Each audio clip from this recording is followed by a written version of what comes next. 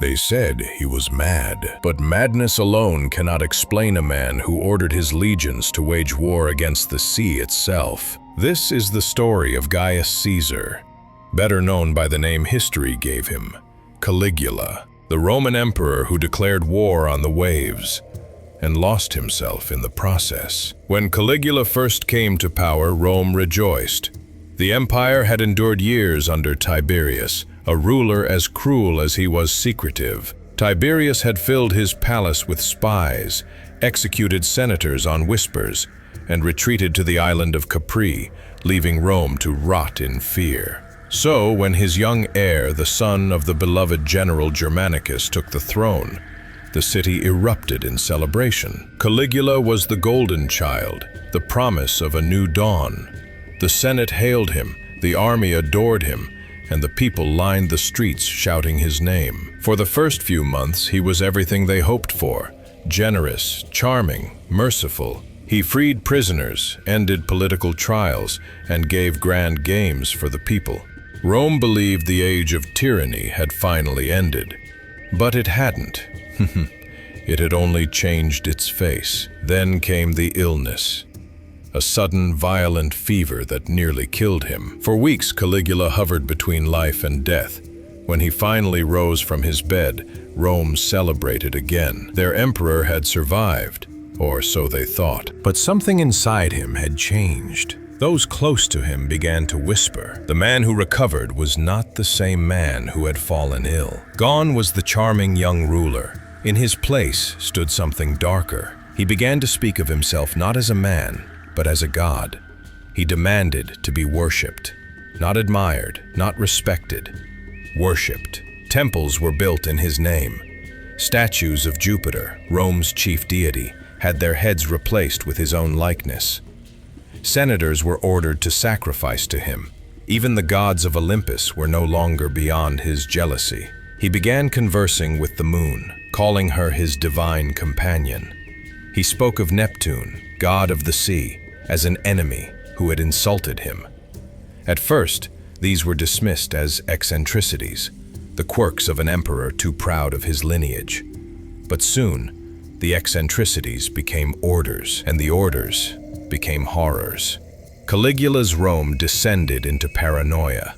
He executed nobles for minor slights, confiscated their estates, and spent their fortunes on his spectacles.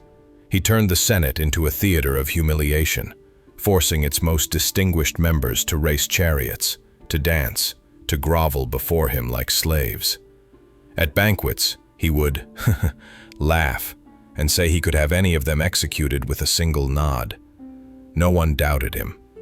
He reveled in cruelty, as if it were proof of his divinity. He invited guests to dinner, then had them killed mid-feast. He paraded his horse, Incitatus, as a symbol of mockery, feeding it gold flakes, building it a marble stable, and promising to make it consul of Rome. To him, the Senate no longer governed. It merely entertained. But behind the laughter and spectacle was fear. Caligula's paranoia deepened. He saw conspiracies everywhere, in the barracks, in the Senate, even among his family. His cousin, his brother-in-law, his sisters, all fell to his suspicion.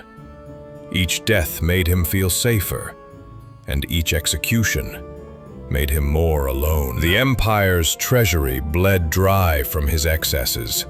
Lavish games, golden palaces, impossible feasts, all paid for by higher taxes and seized estates. The empire that once stood as a symbol of order now trembled under the weight of one man's delusion. Then came his most infamous act, the campaign against the sea.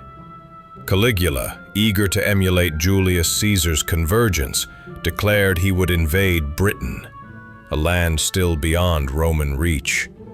His legions assembled on the shores of Gaul, awaiting his command. Trumpets blared, banners flew. And then, in one of history's most surreal moments, Caligula ordered his soldiers to attack the waves. Spears were hurled into the surf, swords clashed against the tide, and when the battle was done, he proclaimed victory over Neptune himself.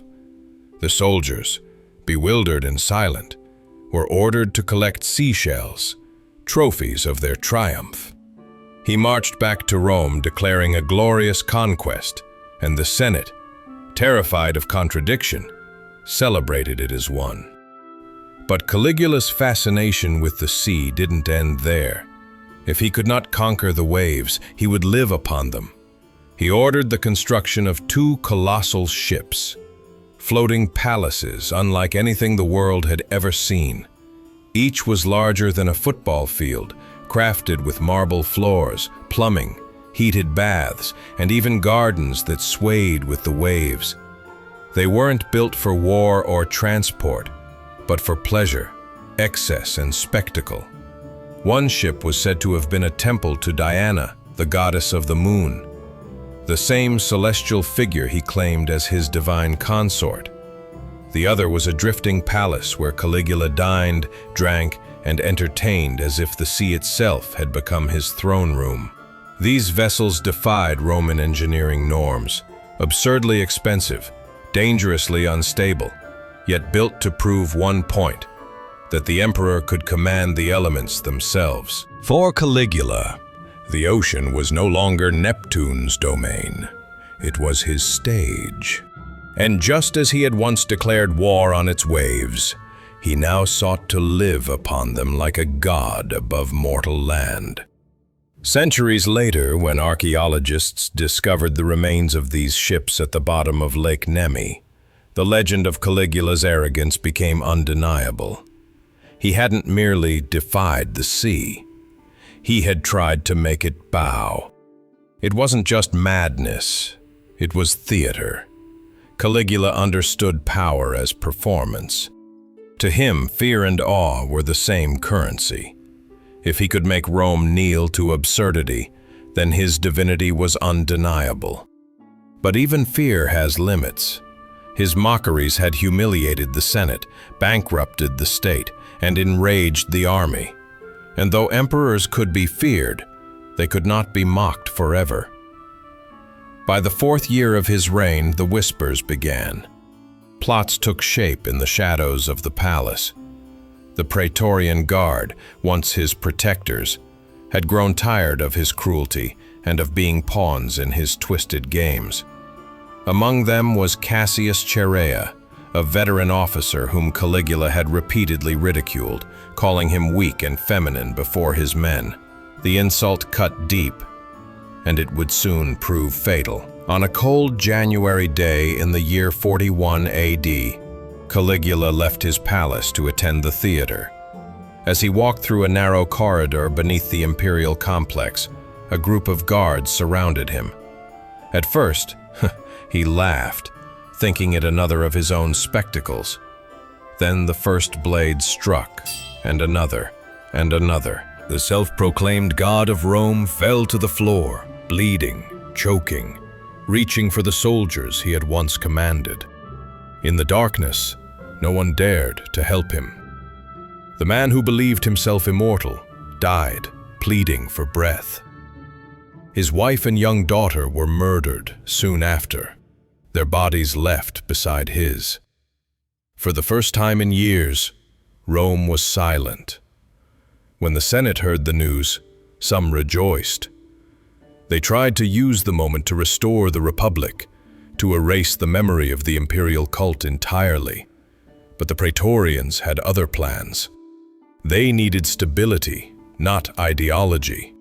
So they found Caligula's uncle, Claudius, hiding behind a curtain in the palace, trembling for his life, and declared him emperor. The age of emperors would continue. Rome had killed its god, only to crown another. Over time, Caligula's name became a symbol of everything Rome feared most: the corruption of power, the fragility of sanity, the ease with which men become monsters when no one dares to stop them.